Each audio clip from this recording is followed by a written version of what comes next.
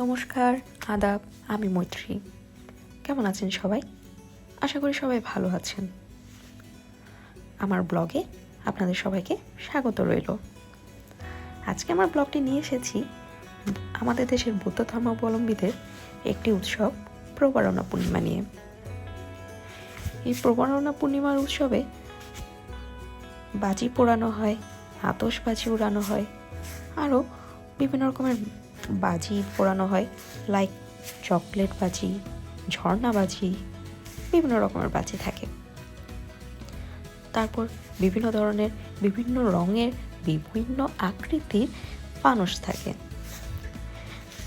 আমাদের দেশে বৌদ্ধ ধর্মাবলম্বী অনুসারীরা এখানে আসেন ওনাদের মনের বাসনা বলে এক একটা ফানুস উড়িয়ে থাকেন।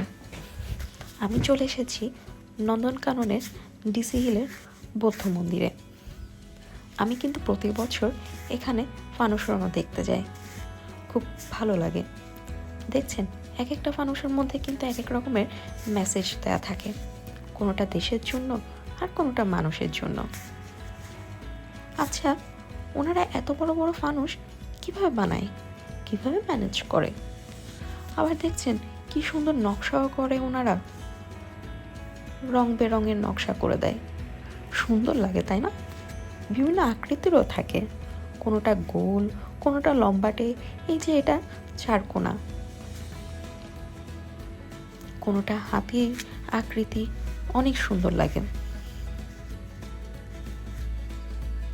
দেখছেন কত মানুষ হয়েছে। আকাশে সেদিন শত শত ফানুস থাকে, একদিকে ফানুস আরেকদিকে আতশবাজি। আচ্ছা, এই যে আমি ফানুস উড়ানোটা সে বছর একা একা দেখতে গিয়েছিলাম, এই বছর 2024 সালে একা একা দেখতে গিয়েছিলাম।